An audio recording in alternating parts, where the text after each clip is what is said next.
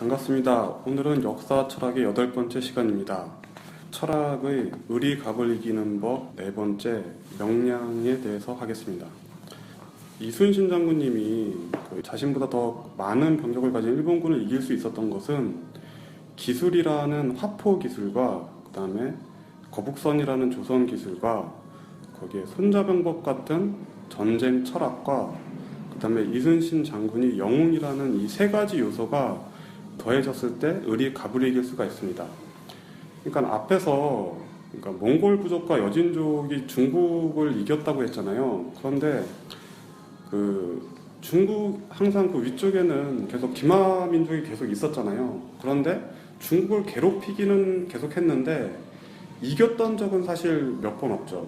이겼던 적이 언제냐면은 징기스칸이 나왔던 그때하고 그 다음에 청나라에 누르하치가 나왔던 그때만 기마 기술이라는 것을 바탕으로 영웅이 더해졌을 때 의리 갑을 이길 수 있었던 겁니다. 그러니까는 3가지가 더해졌을 때 의리 갑을 이길 수가 있는 거죠. 기술과 철학과 영웅, 철학을 가진 영웅, 이렇게 이 3가지 요소가 더해질 때 의리 갑을 이길 수가 있습니다.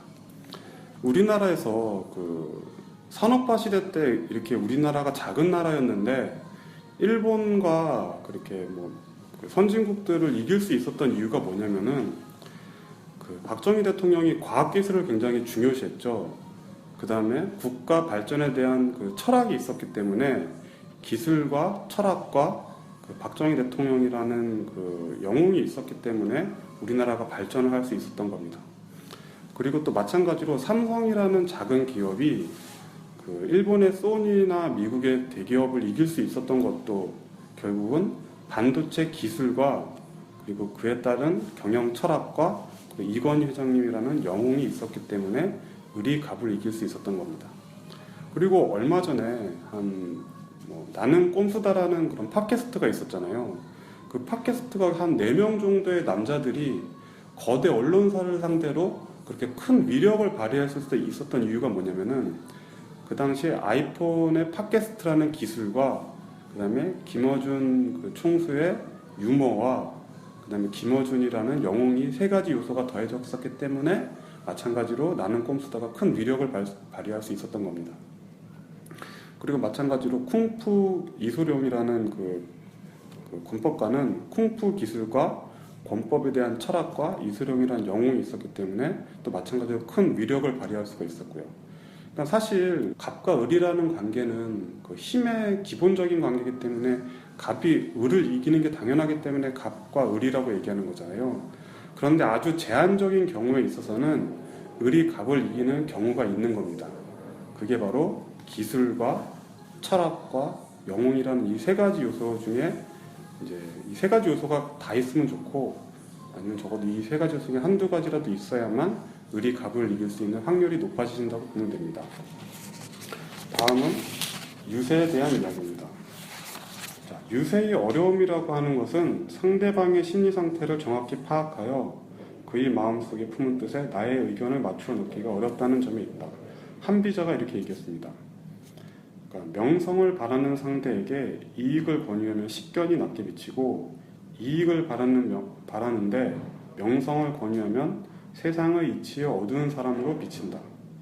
유세의 중요한 점은 상대의 단점을 덮고 장점을 아름답게 꾸며주어 상대가 부끄럽게 여기는 바를 없애주는 것이다. 그러니까 제가 앞에서 진리에 대해서 얘기했을 때 진리가 무엇인지 몰랐을 때는 진리가 무엇인지 몰라서 고민하게 되지만 진리를 알게 돼도 그 진리를 실천할 수 없어서 또 고민하게 된다고 제가 얘기 드렸잖아요. 그러니까 마찬가지로 자신이 이제 을이라던가 어려운 상황에서 자신보다 힘이 센 갑이나 또 힘센 상대를 설득하려고 하는 이런 설득의 기술이 있으면 을이 갑을 이길 수 있다는 걸 이렇게 알 수가 있지만 실제로 그 기술을 상황에 맞춰서 적용시킨다는 것은 상당히 또 어려운 부분이라고 할 수가 있습니다. 그렇기 때문에 제가 아까 앞에서 말씀드렸던 그 기술이나 철학을 실천할 수 있는 사람, 그게 바로 영웅이라고 얘기할 수가 있는데 그런 조건이 되었을 때 을이 갑을 이길 수 있다고 보시면 됩니다. 사기를 쓴 사마천이 뭐라 그랬냐면은 나는 한비자가 설득의 어려움을 설파하고도 스스로 거기서 벗어나지 못했다는 것을 홀로 슬퍼할 뿐이다. 이렇게 얘기했습니다. 정작 그 설득의 기술을 이렇게 만들어 놓은 사람조차도 자신이 그 기술을 사용할 때는 문제가 있을 수 있었다는 거죠. 또 마찬가지로, 그러니까 사마천도 마찬가지입니다. 한비자는 뛰어난 식견과 지혜가 있었지만 친구 이사의 모함을 받아 죽음을 맞이했습니다. 사마천도 한비자의 죽음을 슬퍼했지만 자신도 반역죄로 몰린 장군 이능을 변호하다가 황제의 노여움을 사서 궁형을 피하지 못했습니다. 한비자와 사마천 모두 지혜와 지식이 있고 유세의 위험을 알고 대비했지만 막상 자신의 운명을 피하지는 못했습니다. 이것이 아는 것과 실행하는 것이 다르다는 점이고 자신의 성품으로 인해 운명을 맞이한 것입니다. 성품은 운명을 이끌어냅니다. 그러니까 제가 앞에서 얘기 드렸듯이 여기서 두 가지가 보이죠. 아무리 현명한 사람도 권력에 의해서는 목숨을 잃을 수 있다는 것을 알 수가 있고요.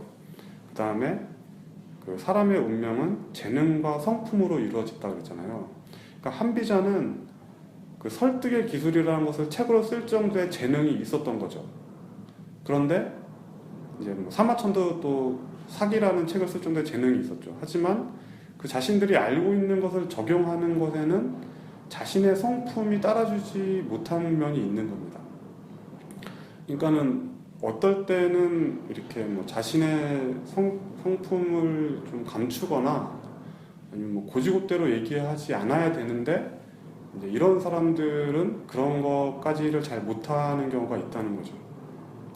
그렇기 때문에 아는 것을 실천하는 것은 또 다르다는 것을 알 수가 있고 그게 어떻게 보면 철학의 좀 한계일 수도 있습니다. 그렇기 때문에 일단 첫째 먹고 사는 것을 하는 것은 기술이고 이제 그 다음에 거기에 철학이 더해졌을 때 큰 위력을 발휘할 수 있다는 것을 알 수가 있습니다.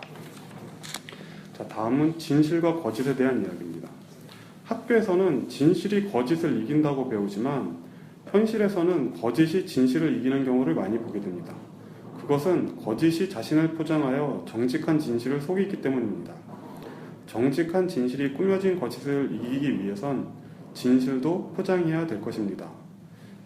자, 우리는 보통 진실이 거짓을 이긴다고 어릴 때 배우지만 사실 현실 속에서는 거짓이 진실을 많이 이기잖아요. 그게 왜 그러냐면은 꾸며진 거짓은 정직한 진실을 이기게 되어 있습니다. 그렇기 때문에 진실이 거짓을 이기려고 그러면은 진실도 꾸며줄 줄 알아야 됩니다. 그러면은 꾸며진 진실이 꾸며진 거짓을 그때 이길 수가 있는 겁니다.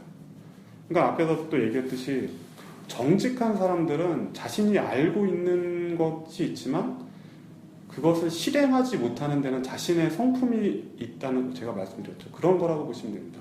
어떻게 보면은 기술을 사용할 때는 남을 좀 속여야 됩니다. 그러니까 손자병법이나 병법의 가장 기본이 뭐냐면은 상대를 속이는 거라고 보시면 됩니다. 그런데 정직한 사람은 그런 걸 잘 못하는 거죠. 그렇기 때문에 철학을 안다고 해도 이제 그것을 현실에서 적용할 때는 자신을 꾸며줄 줄 알아야 됩니다.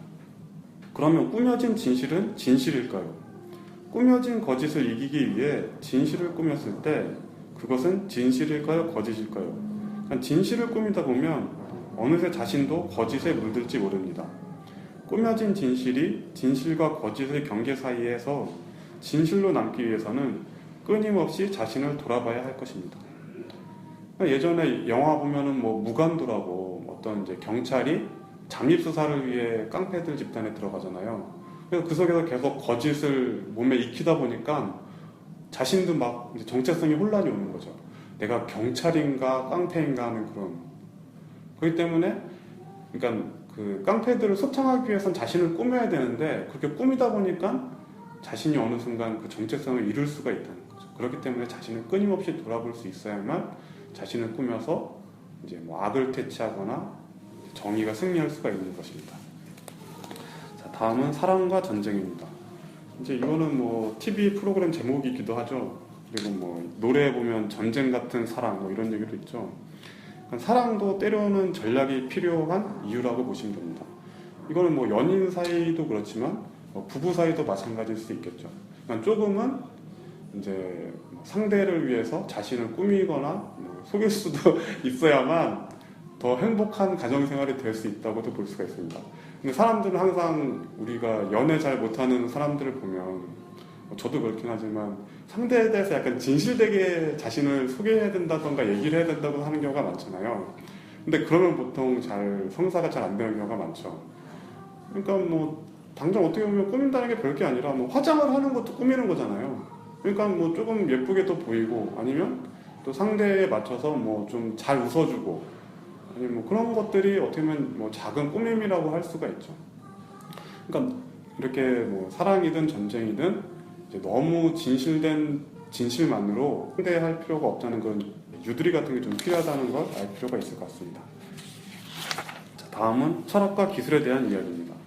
기술이 없는 철학은 사기가 되기 쉽고 철학이 없는 기술은 무기가 되기 쉽습니다. 제가 앞에서 이제 뭐 양심 얘기도 했듯이 재능과 성품이 둘 다 있어야 된다고 했잖아요. 그러니까 마찬가지로 기술과 철학도 같이 있어야 된다고 보시면 됩니다. 그러니까 이렇게 세상의 모든 이치가 음과 양이 균형을 맞춰서 더해질 때 큰 위력을 발휘하지 어느 한쪽으로 균형이 쏠리게 되면 항상 문제가 발휘할 수밖에 없습니다. 그러니까 돈만 많아도 안 되고 또 너무 사랑만 많아도 안 되고 이럴 수가 있는 거죠. 돈이 없는데 뭐 사랑만 하니까 된다 이것도 아니고 돈이 많으니까 사랑이 좀 없어도 안 되가 아니라 돈과 사랑 둘 다 중요한 거죠.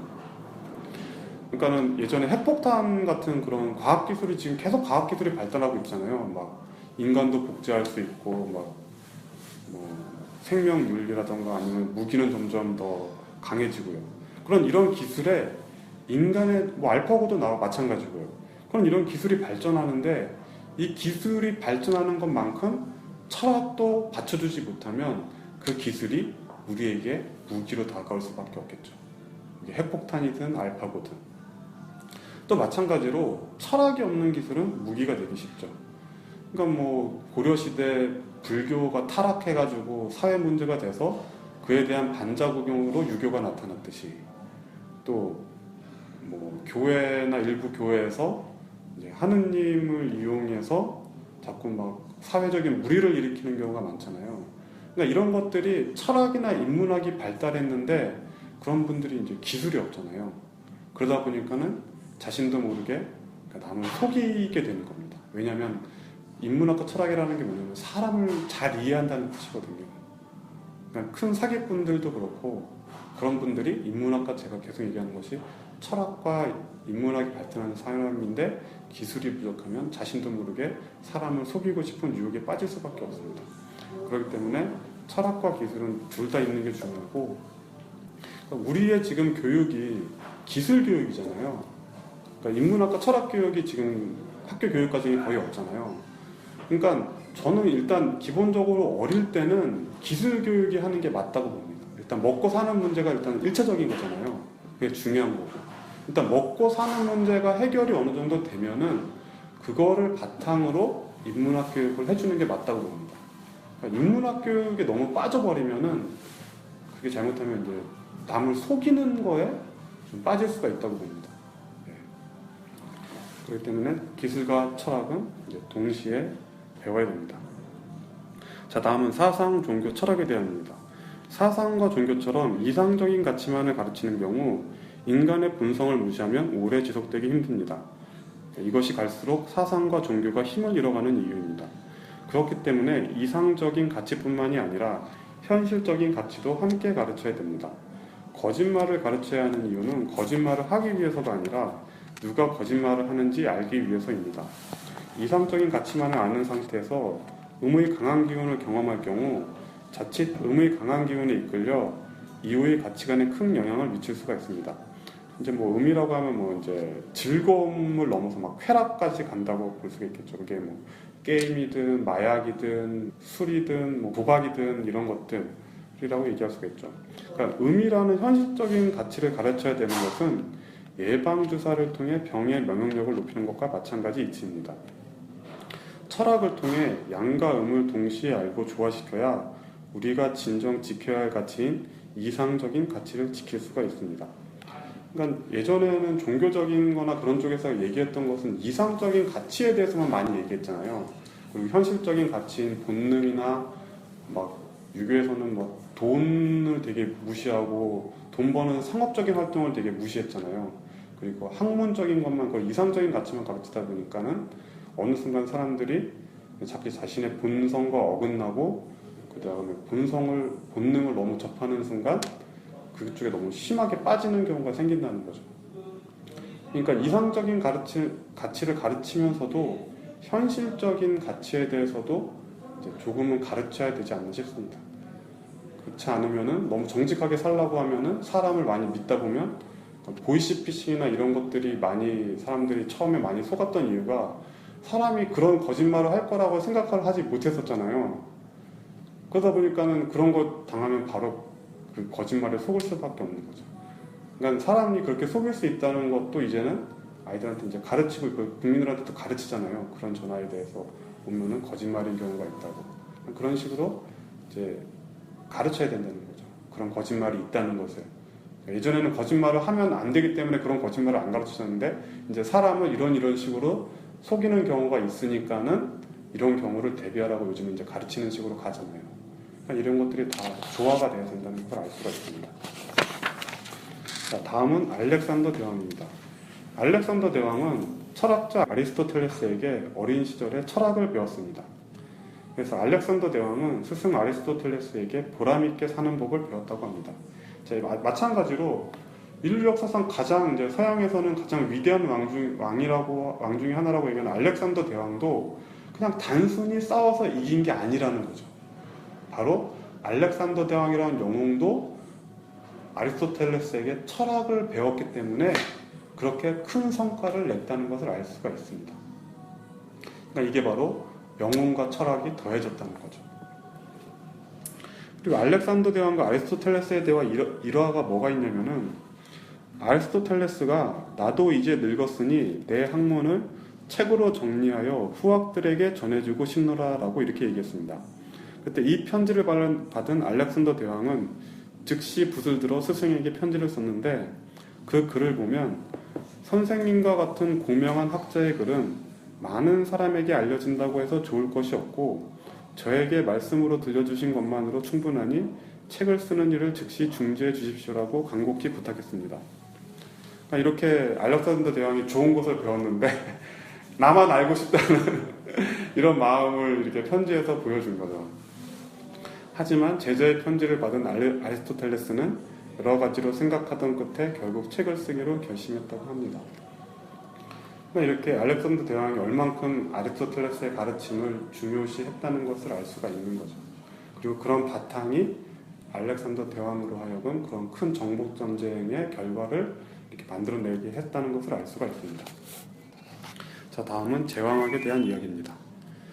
제자백가를 비롯한 사상과 철학은 왕을 위한 학문인 경우가 많습니다. 높은 지위의 사람일수록 철학을 알면 위력을 발휘합니다.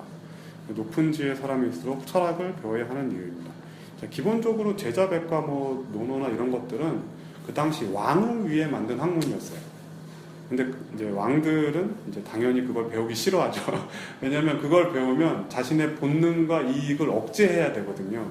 그러다 보니까 이런 책들이 대부분 자신보다 아랫사람들한테 많이 배우라는 식으로 됐는데 사실은 철학은 지도자와 리더가 배워야 됩니다.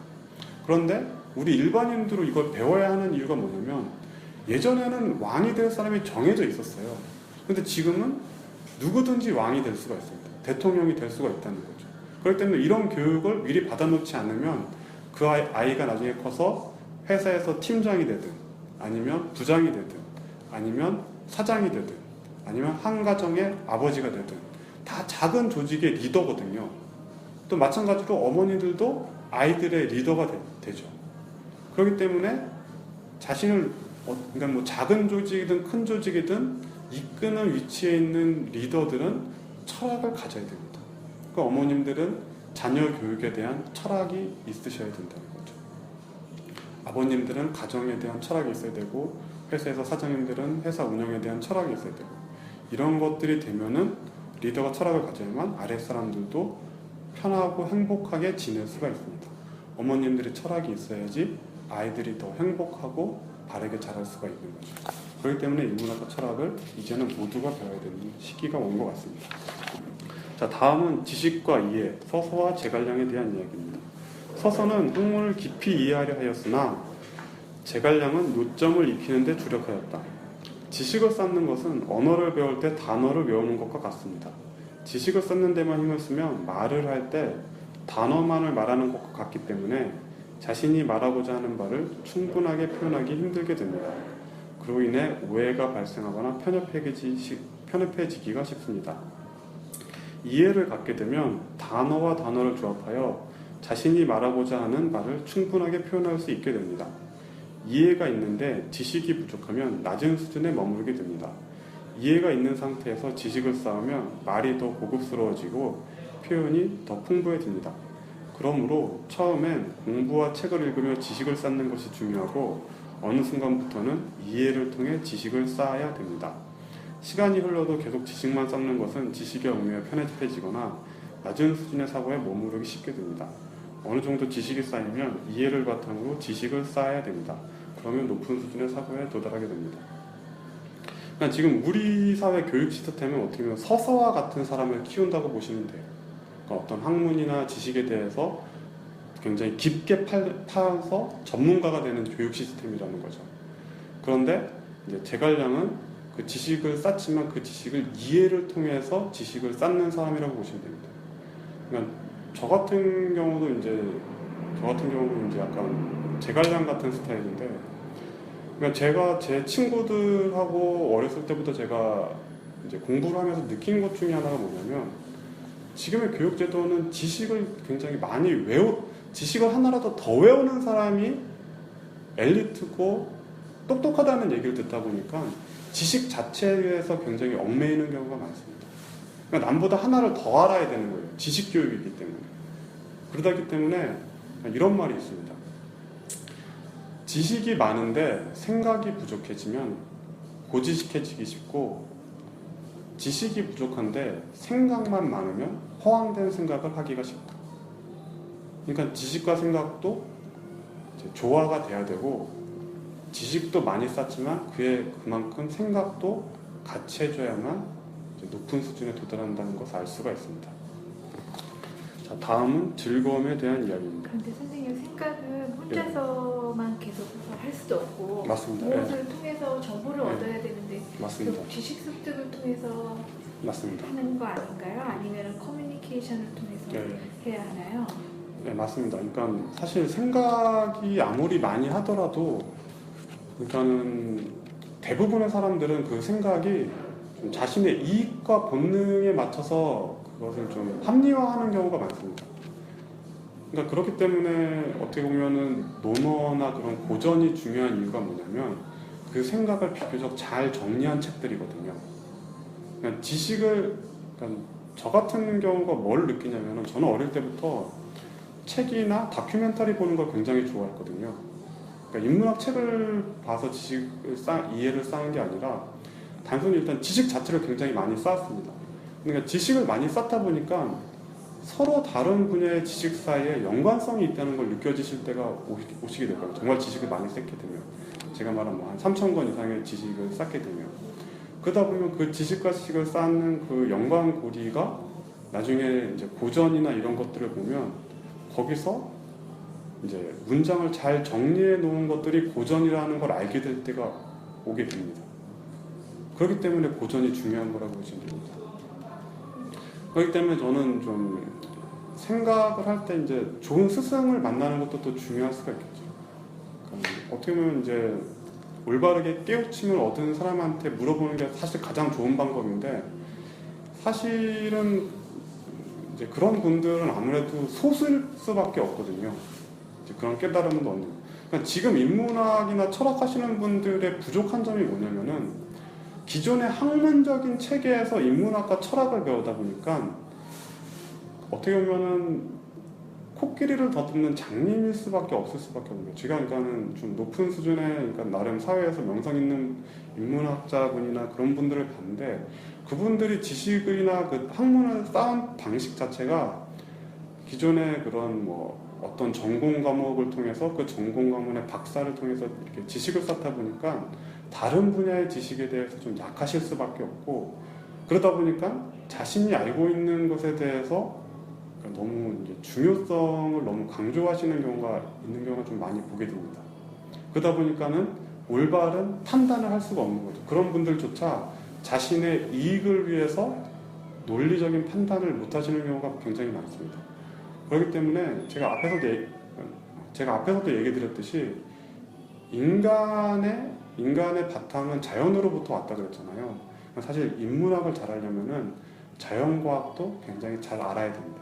그러면 그 자연 속에서 우리의 모습이 들어가 있고, 그 자연과 인간을 동시에 이해하면서 세상을 이해할 수 있게 되고, 그 세상의 이해를 통해서 철학을 알게 된다고 보시면 됩니다.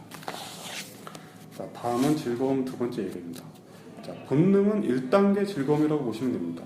이런 본능적인 즐거움은 우리가 배우지 않아도 기본적으로 우리의 사고 알고리즘이라고 보시면 돼요. 식욕이나 성욕이나 술이나 도박이나 마약 같은 거라고 보시면 되죠. 이런 1차원적인 즐거움을 윤리적인 제한 없이 쾌락으로 즐기게 되면 육체의 밸런스가 무너지게 되고 고통을 수반할 수 있습니다. 그리고 고통은 생명을 잃게 할 수도 있습니다. 제가 앞에서 불에 대해서 한번 얘기 드렸잖아요. 본능은 불과 같이 보시면 됩니다. 불을 너무 멀리하면 얼어 죽고, 불을 너무 가까이 하면 타서 죽는다 그랬잖아요. 마찬가지로 본능도 너무 멀리하면은 너무 사람이 마음이 차가워지고, 본능을 너무 가까이 하면은 그 본능에 불타 죽을 수 있다는 걸 알아야 됩니다. 그래서 이제 이런 것들이 계속 진화된다고 보시면 돼요. 이런 본능적인 생각, 제가 앞에서도 생각에 본능적인 생각하고 이성적인 생각이 있다고 그랬잖아요. 그러니까 본능적인 생각은 우리가 일반적으로 갖고 있는 생각이니까 타고난 생각이고, 그 생각이 발달하면 이성적인 생각으로 가시면 됩니다. 그 이성적인 생각의 중간 단계가 뭐냐면 종교나 사상과 꿈 같은 거라고 보시면 됩니다. 그러니까 종교나 꿈을 통해서 1단계의 즐거움을 억제할 수가 있습니다. 그러니까 종교를 믿는 분들은 이제 쾌락을 억제하죠. 성직자분들은 결혼도 안 하고 사시잖아요. 그리고 우리가 어릴 적에 꿈이 있으면은 그 꿈을 위해서 현실의 즐거움을 억제하기도 하죠. 대학교에 간다는 꿈이 있으면 그동안은 잠시 노는 것을 멈추고 좋은 대학에 들어가기 위해서 열심히 노력하고, 사법고시나 어떤 시험이 있으면 그 시험을 보는 동안은 적어도 술이나 친구 만나는 걸 좀 줄이면서 또 꿈을 위해서 이제 즐거움을 억제하고, 또 예전 같으면 이제 집을 사기 위해서, 집을 산다는 그 꿈을 위해서 돈을 모으면서 아껴가지고 먹고 즐기는 걸 줄여가면서 집을 사기 위해서 또 현실의 즐거움을 억제하고, 그런 식으로 종교나 사상, 꿈은 현실적인 본능을 억제하는 힘이 있습니다. 근데 이건 무조건 억제하는 거지 바꾸는 건 아닙니다. 그 다음에 철학은 3단계 즐거움이라고 보시면 됩니다. 종교, 사상, 꿈이 자연의 질서와 순리 중 일부분이라는 것을 이해할 때 철학을 통해 환경과 문화에 국한되지 않는 보편적인 자연 법칙을 통해서 이제 즐거움과 이성을 좋아할 수 있는 단계로 가시면 됩니다. 그러니까 여기서 말하는 철학은 기존의 일반적인 철학을 말하는 제가 말하는 역사와 철학의 철학이라고 보시면 돼요. 그러니까는 너무 본능적인 즐거움을 가도 안 되고, 그 다음에 너무 그 본능을 멀리하면서 종교나 이런 거에 빠져서 너무 그 본능을 멀리해도 안 되고, 그 본능과 그 이성적인 그런 사고를 좋아할 수 있는 단계의 철학자가 돼야 된다는 거죠. 네, 그렇게 되는 게 일단 역사와 철학을 배우시는 목적이라고 보시면 됩니다. 다음은 공부의 목적입니다. 당신이 공부하는 목적은 무엇입니까? 먹고 살기 위해서 공부하는지, 아니면 부귀 영화를 누리기 위해서 공부하는지, 아니면 인류의 발전을 이끌기 위해서 공부하는지, 당신이 공부하는 목적은 무엇입니까? 그러니까 제가 앞에서 얘기해드렸듯이 아이들이 요즘 공부를 안 한다던가 이런 뭔가 게임을 많이 한다, 이런 것은 제가 앞에서 얘기했듯이 미래에 대한 꿈이 약하기 때문에 현실적인 즐거움에 빠지는 경우가 많은 거예요. 그러니까 지금 우리가 아이들로 하여금 더 공부를 하고 노는 것을 줄이고 싶으면은 그 아이에게 저는 꿈을 줘야 된다고 봅니다. 그러니까 저희 세대 때만 해도 아시겠지만 과학자가 된다, 선생님이 된다, 의사가 된다, 대통령이 된다는 그런 꿈을 많이 심어줬던 것 같아요. 그러니까 그러니까 지금은 이제 그런 교육이 좀 많이 약해지고 있다는 거죠. 그렇기 때문에 아이들이 좀 더 현실에 빠져서 공부를 안 하고 삐뚤어지는 아이들이 많아지신다고 보시면 돼요. 그럼 제가 계속 이런 인문학과 철학을 통해서 세상을 이해야만 아이들의 행동을 이해하고 그걸 통해서 원인을 알아야만 문제를 해결할 수 있다고 얘기 드리는 것과 같다고 보시면 됩니다. 그러니까 아이들이 정말 공부를 하기를 원하신다면 아이가 너가 뭐가 되고 싶니라는 그런 꿈을 심어주는 게 가장 좋은 방법이 아닐까 합니다. 그러니까 또 아이들이 의사나 변호사가 싫다는 아이들이 있잖아요. 그것은 아이들에게 의사와 변호사의 직업의 목적을 잘못 알려줘서 그렇다고 봐요. 왜냐하면 의사나 변호사가 만약 아이들이 싫다 그러면 그거는 돈을 벌기 위해서 일하기 때문에 그 삶이 힘들다고 생각하기 때문에 아이들이 그런 직업을 싫어한다게 되는 거죠. 근데 만약 의사라는 직업은 네가 아픈 사람을 낫게 해줘서 네가 보람 있는 삶을 살 수 있게 하기 위해서 의사가 되는 거라는 뭐 그런 꿈을 심어준다면 그 아이가 의사가 되기 위해서 좀 더 열심히 공부할 수가 있겠죠.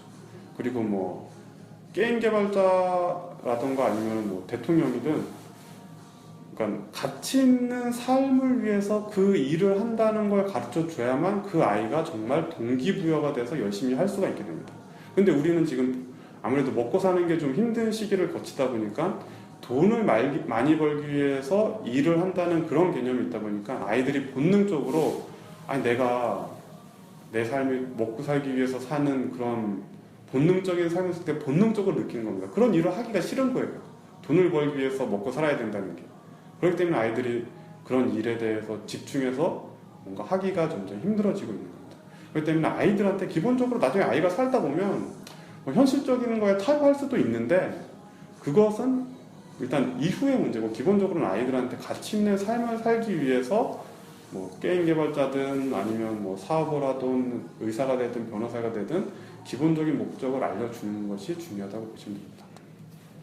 자, 이거에 대해서 인간의 5가지 욕구라는 게 있는데요. 매슬로우의 법칙입니다. 여기서 뭐라 그랬냐면은 첫 번째 욕구는 생리적인 욕구라고 합니다. 생존을 위한 기초적인 의식주라고 얘기합니다. 그러니까 이 앞에서 말한 그 먹고 살기 위한 본능적인 욕구를 얘기하죠. 근데 사람은 이런 본능적인 욕구가 충족이 되면 그 다음에 안전에 대한 욕구가 생긴다고 합니다. 생리적인 욕구가 충족된 이후에는 자신이 가진 의식주를 외부의 위험으로부터 안정적으로 보호되는 욕구를 갖게 됩니다. 그러니까 먹고 살기 힘들 때는 먹고만 살면 좋겠어 하다가 먹고 사는 게 되면 이제 내 집을 가졌으면 좋겠어 이렇게 한다고 보시면 됩니다. 그다음에 사회적 욕구는 사회적이고 사교적인 동료의식, 뭐 애정이나 귀속이나 우정이나 사랑을 조성하기 위한 욕구라고 보시면 됩니다. 그러니까 인간이 혼자 살 수 없다는 것을 알려주는 거라고 보시면 돼요. 그 다음에 그렇게 사회생활을 하다 보면 그 사회생활을 하면서 그 동료들 사이에서 존경받고 싶은 욕구가 생기게 됩니다. 뭐 자신감이라든가 독립심이나 성취감 같은 자기 존중의 욕구와 타인들에게 인정받고 싶고 존경받고 싶은, 그래서 권위와 권력으로 타인을 또 지배하고 싶은 욕구 같은 게 생기게 됩니다. 그리고 이런 욕구가 충족되면은 그 다음에 그러니까 존경 욕구가 이제 좋은 직업을 갖는다던가 뭐 직장에서 승진한다던가 이런 거라고 보시면 돼요. 근데 이런 욕구가 또 발전하면은 자아 실현 욕구가 생긴다고 보시면 됩니다. 지속적인 자기 발전을 위해 잠재력을 최대한 발휘하려는 욕구라고 보시면 됩니다. 그럼 이제 자신의 꿈을 향해서 이제 어느 순간 먹고 살기 하다가 어느 순간 이제는 그런 것들이 충족되면 자신의 꿈을 위해서 일하고 싶은 욕구가 생긴다는 거죠. 그럼 자신의 여기까지가 인간의 5가지 욕구고, 그러니까 욕구 자체가 삶의 목적이 되는 거예요. 이제 6번째 욕구가 뭐냐면은 자신의 꿈을 일하다 보면은 그 자신이 일하는 것을 통해서 다른 사람을 이롭게 하고 싶은 욕구가 생기게 됩니다.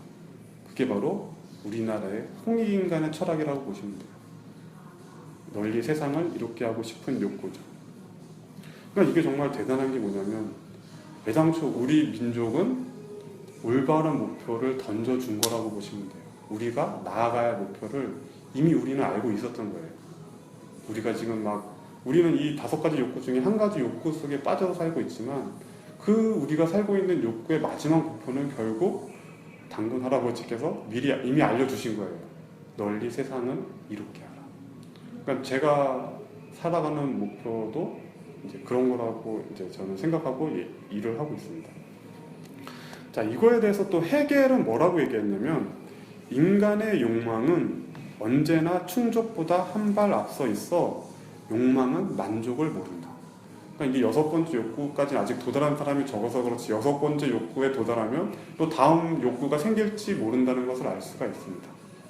자, 그럼 여기까지가 철학에 대한 얘기였는데, 자, 이렇게 철학을 알게 되면 무엇을 알 수가 있냐면은, 철학을 안다는 것은 제가 볼 때는 저는 반노한동이라고 얘기를 합니다. 노자에 있는 얘기인데, 제가 철학을 배우면서 이제 깨닫게 된 것이 무엇인가 하면은, 우리가 세상에 대한 바른 이해가 생긴다면 잘못된 시스템에 의해 힘들어할 필요도 없고 불확실한 미래에 대해 불안해할 필요도 없고 서로 오해와 다툼으로 싸울 필요도 없게 됩니다. 그러면은 그러한 알을 통해 우리는 어린 시절에 그대로 행복하게 살 수가 있습니다. 그러니까 이걸 배우는 이유가 뭐냐면, 제가 아이들을 굉장히 좋아하는데 저는 아이들하고 놀면 항상 뭘 느끼냐면은 정말 별거 아닌 거에서 웃는다는 거죠. 그러니까 별거 아닌데도 막 까 보면 웃기는, 그게 그 모습이 너무 행복하잖아요. 그러니까 어머님들도 뭐 저도 그렇고 생각해 보면 그 시절에는 그 별거 아닌 게 다 행복했는데 지금은 그런 게 전혀 행복하지가 않잖아요. 어른이 됐다는 거잖아요. 그런데 이렇게 알게 되면은 다시 그런 삶을 그러니까 철학을 알게 되면 우리가 지금 다투거나 어른이 돼서 막 해야 되는 것들이 별게 아닌 걸 알게 된다는 거죠. 그런 거에 우리는 이제 막 중요하다고 생각하고 어른이 되면 어릴 때처럼 그렇게 되면 안 되라고 했지만 다시 우리가 모든 깨달음을 얻게 되면 어린 시절처럼 별거 아닌 거에서 웃고 이렇게 행복하게 지낼 수가 있게 됩니다. 그렇기 때문에 인문학, 제가 역사, 철학을 배워야 된다는 거예요. 근데 이거에 대해서 성인들도 같은 얘기를 하고 있다는 걸 알게 됩니다.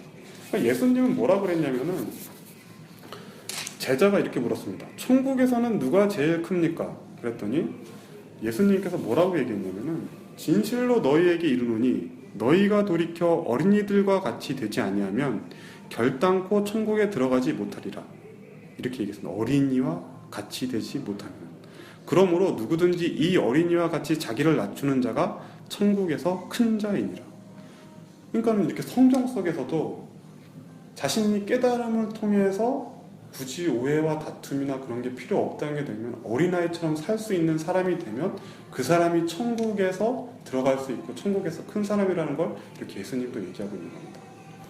또 마찬가지로 아까 제가 얘기했던 노자도 반노한동이라고 해서 노인이 다시 어린아이의 모습으로 돌아가는 것을 이루는 말. 깨달음을 우리가 얻게 되면 어른처럼 살 필요가 없는 거예요. 그냥 작은 일에서 웃을 수 있고 불안해할 필요도 행복하게 살 수 있다는 걸 노자도 이렇게 얘기하시고. 자, 또 니체는 또 뭐라 그랬냐면은, 자, 인간은 낙타에서 사자로, 그 다음에 사자에서 어린아이로 되어야 한다.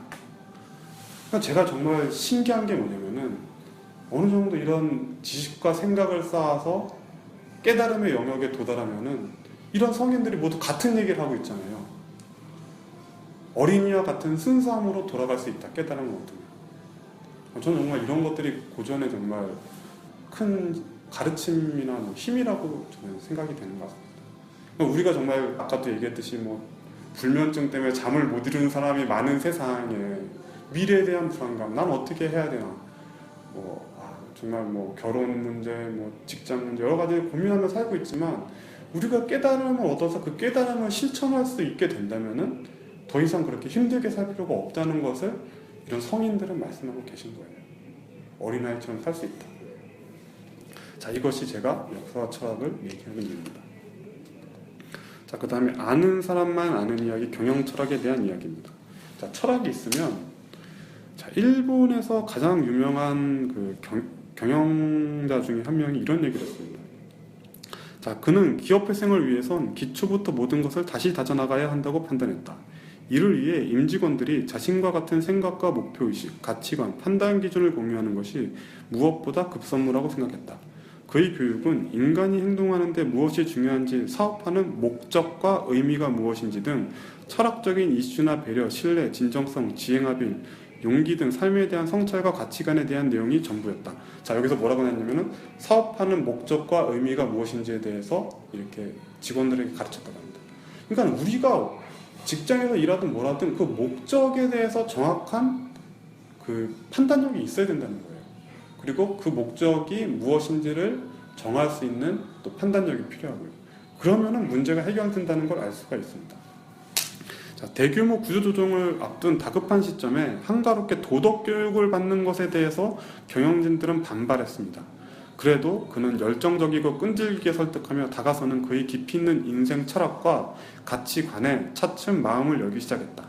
히메지 부사장은 이나모리 회장의 철학은 명확했다며 인간으로서 올바른 행동이나 태도 같은 확고한 기준을 갖고 의사결정을 할 수 있다면 어떠한 상황이나 환경 변화에 맞부딪혀도 정도를 갈 수 있다는 자신감과 이를 열정적으로 실행에 옮길 동기를 부여했다. 그러니까 부채가 2조 엔이라는 뭐 거의 자본 잠식 상태에 있던 자리라는 그 일본 항공을 흑자 전환으로 만든 일본 경영의 신 이나모리 가조 회장이라는 교세라 명예회장의 말이었습니다. 자, 여기 제가 했던 얘기가 다 들어있죠. 제가 역사 철학을 배우는 건 견하지 않고 관하기 위해서 가치관 얘기가 나오죠. 그다음 목적 나오죠. 그리고 뭐 한가롭게 도덕교육 받는 거에 대해서 반발하시는 분도 있지만 결국 이게 또 중요하다는 걸 얘기해주고 있죠. 그럼 이렇게 하면은 결국 우리가 인생에서 겪는 문제, 작은 건 가정, 크게는 회사, 더 크게는 국가에서 이런 철학이 있을 때 문제를 해결할 수가 있고 그를 통해서 우리는 어린아이처럼 행복하게 살 수 있다는 것을 알 수가 있습니다. 그것이 바로 철학교육의 중요성이라고 보시면 돼요. 이런 걸 또 아이들한테 알려드려요. 자, 다음은 여기까지가 이제 철학에 대한 이야기였고요. 그럼 제가 이때까지 앞에서 한 얘기가 역사와 철학에 대해서 얘기했고, 자, 그럼 이 역사와 철학을 배우면 이걸 왜 배우냐 하는 거죠. 이걸 왜 배우면 바로 역사와 철학을 가진 리더가 되기 위해서 배우는 거라고 보시면 됩니다. 그리고 그 리더는 바로 우리 자신이죠. 자, 경주마와 기수에 대한 이야기입니다. 경주마는 경마장 안에서 주어진 트랙을 달리면 되기 때문에 자신이 어디로 달려야 될지 생각할 필요가 없습니다. 그렇기 때문에 단지 빨리 달리는 능력에만 집중하면 됩니다. 하지만 경마장을 나와서 너른 초원 위에 서게 된다면 빨리 뛰는 것보다 먼저 어디로 뛰어야 할지를 정하는 것이 더 중요합니다. 경마장 안에서는 경주마가 되어야 하지만 초원에서는 어디로 뛰어야 할지를 정하는 기수가 되어야 하는 것입니다. 자, 그러니까 우리의 기존의 교육이 뭐냐면 목표를 알려줬어요. 그러니까 어떤 대학을 들어갈래, 어떤 직업을 가질래, 어떤 회사를 들어갈래. 그러니까 이런 식으로 목표가 있다 보니까 아이들이 목표 정하는 걸 배울 필요가 없었어요. 그러니까 목표를 향해서 빨리 달리기만 하면 됐던 거죠. 그렇기 때문에 잠을 좀 줄여가면서 열심히 공부하면은 그 목표에 빨리 도달할 수가 있었던 거예요. 그런데 그러니까 또 이 교육이 왜 맞았냐면은 기존에는 산업화 시대에는 우리가 따라가야 할 목표가 있었어요.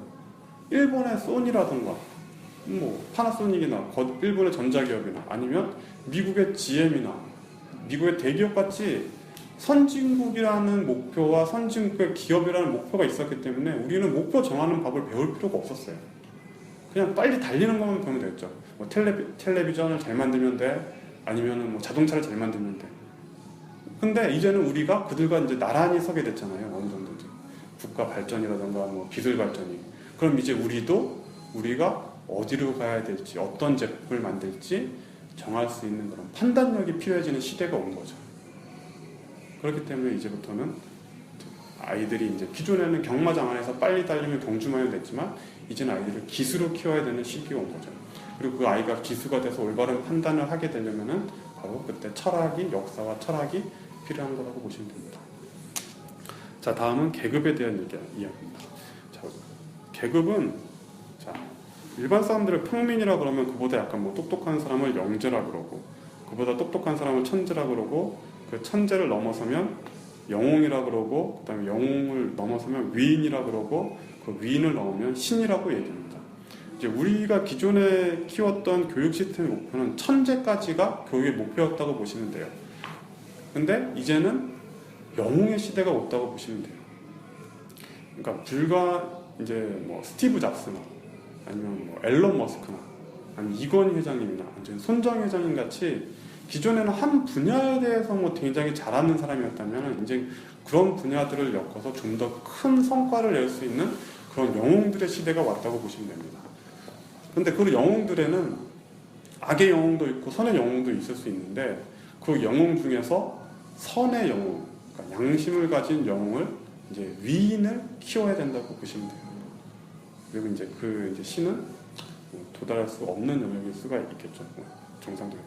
물론 우리는 이제 뭐 농담처럼 뭐 야구의 신, 뭐 경영의 신 이렇게 얘기하는데 그건 일단 비유적인 얘기고 가장 중요한 건 제가 앞서도 계속 얘기했지만 인간의 불완전성에 대해서 이해하셔야 됩니다. 그러니까 우리는 자꾸 이런 교육을 불완전성을 얘기 안 했기 때문에 자꾸 자신감을 갖고 자신이 똑똑하고 많이 한다고 생각하는 순간 실수가 벌어진다고 보시면 돼요. 그 때문에 이제는 아이들에게 인간의 불완전성을 가르쳐야 됩니다.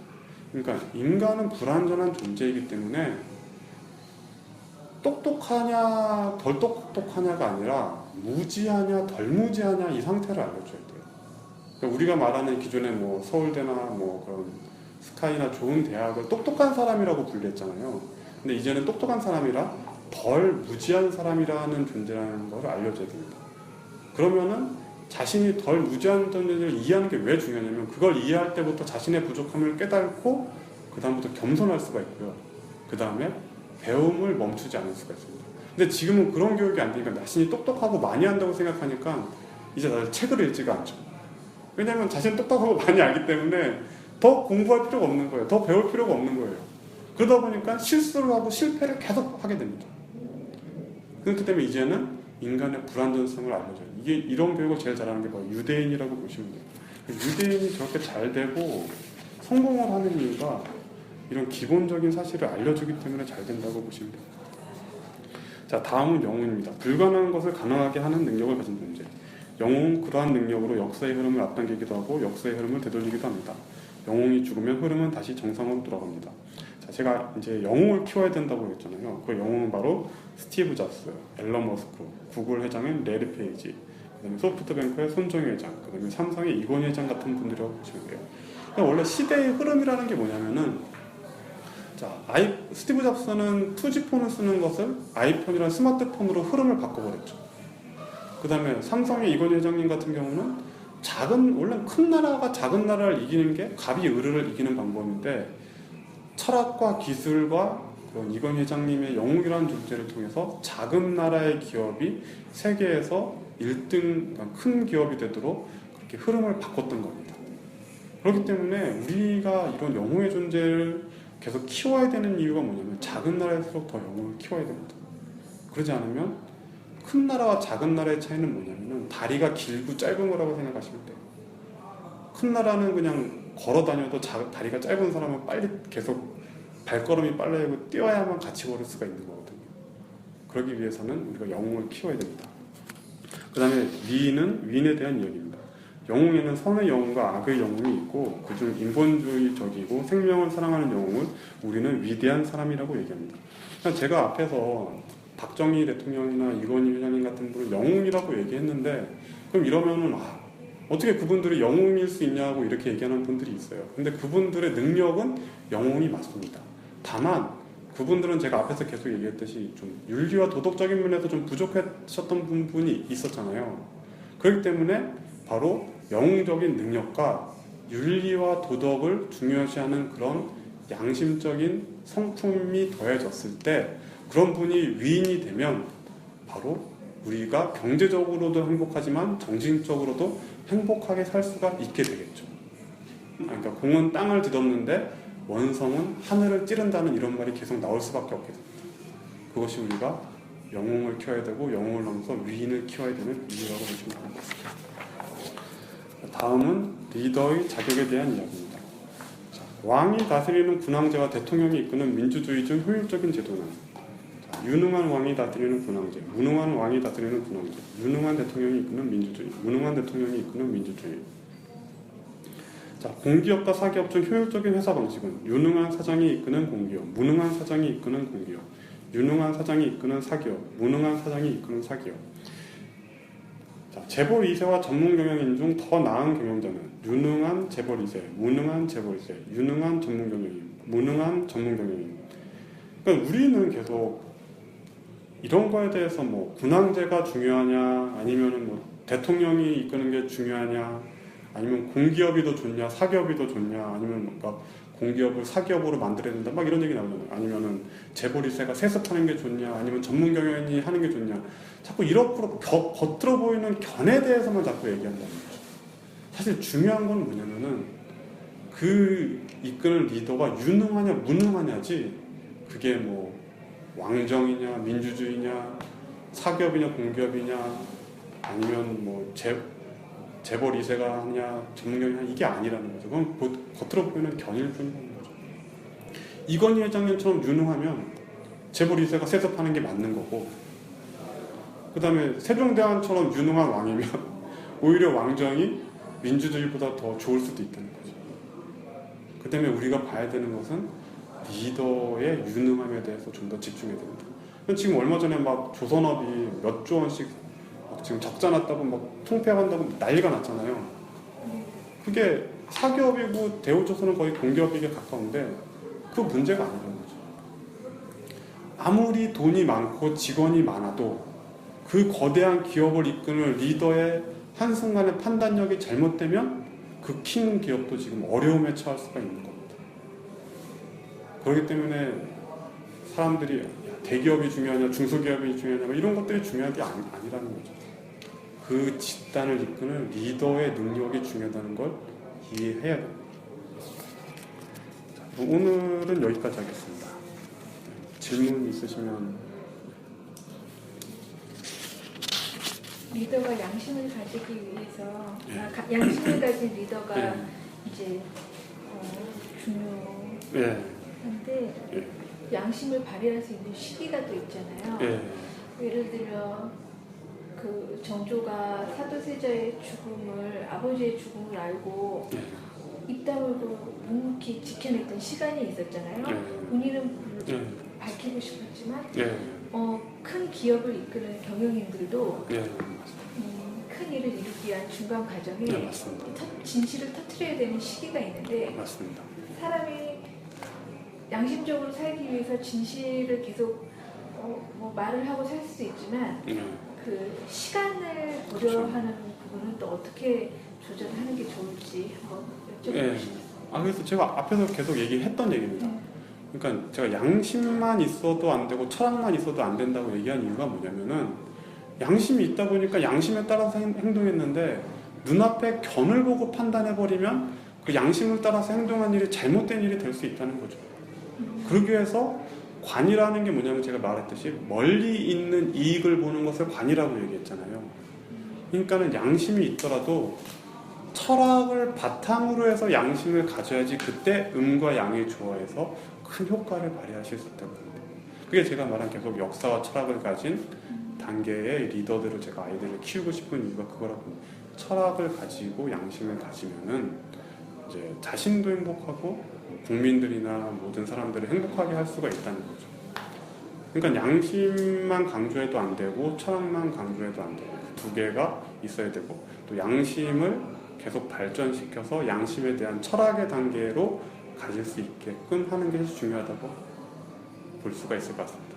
관이 있어야 숲을 보고 시간 조절을 맞습니다. 할 수 있겠네요. 그래야만 지금 당장 그 어려움을 참고 아니면 그런 뭐 힘든 시기를 거치면서 나중에 더 큰 이익을 볼 수 있으면 나중에 더 좋은 결과가 만들어지겠다. 지금 당장은 뭐 안 좋은 결과, 좋은 결과 있었지만 나중에 뒤로 가면 나중에 그게 안 좋은 결과로 나타날 수가 있잖아요. 그렇기 때문에 아이들에게 이제는 지식 중심의 교육에서 이해를 통한 철학 중심의 교육도 이제 지식을 바탕으로 같이 해주는 교육을 해야 되는 시기가 온 것 같습니다. 시스템도 그렇고 아이들을 교육시키는 것도 그렇고 길게 보고 맞습니다. 그걸 짜야 되는데 그게 일반인으로서 당장 눈앞에 당장 일정을 올리고 싶은 마음이 이걸 누르는 게 쉽진 않아요. 맞습니다. 그러니까 이런 거 시스템과 리더가 그 시스템의 미비점에 이런 걸 해주지 않으면은 사람들은 시스템의 미비점에 맞춰서 대응할 수밖에 없고 공부할 수밖에 없죠. 왜냐면 당장 점수가 몇 점 높아서 공무원이 되는 게 중요하니까. 그렇지 않고 뭐 나중에라도 공무원이 될 수 있다던가 뭐 보완적인 제도들이 같은 게 있으면은 굳이 그렇게 매달리지 않는데 지금은 당장 들어가는 게 중요해지다 보니까 그 점수에 대해서 신경 쓸 수밖에 없죠. 그러니까 지금 판사 되는 시스템이 예전하고 바뀌는 게 뭐냐면, 예전에는 점수가 높아야지 판사가 됐는데 이제는 굳이 그렇게 안 하잖아요. 이제는 변호사 하던 사람이 사회생활을 통해서 좀 더 연륜이 쌓이면 그 사람도 판사가 되잖아요. 그럼 예전처럼 점수를 당장 높이기 위해서 공부를 할 필요가 없게 지금 시스템과 제도를 바꾼 겁니다. 근데 그런 제도를 여러 가지로 이제 바꿔주면은 더 이상 우리 일반 사람들이 그 시스템에 맞춰서 불행하게 약간 힘들게 아이들이 뭐 공부를 할 필요가 없어질 수 있는 그렇게 만들어야 되겠죠. 그런 것들이 중요한 게 아니다. 그런 것이 너 자신의 뭐 등급, 뭐 소고기 등급 매기듯이 아이들한테 등급 매기는 게 아니다라는 걸 알려주면, 인간은 무지하냐 덜 무지하냐 뿌기 때문에 네가 앞으로도 대학을 멈춰서 계속 공부를 하고 너의 재능을 찾아서 일을 하면은 네가 훨씬 더 사회에서 성공할 수 있다는 그런 가능성에 대해서 알려주고, 그런 거에 대해서 가르쳐야만 아이들이 지금 같은 시스템과 제도에 묶여서 고생할 필요가 없어지게 되겠죠. 그럼 오늘 강의 여기까지 하겠습니다. 감사합니다. 감사합니다. 네.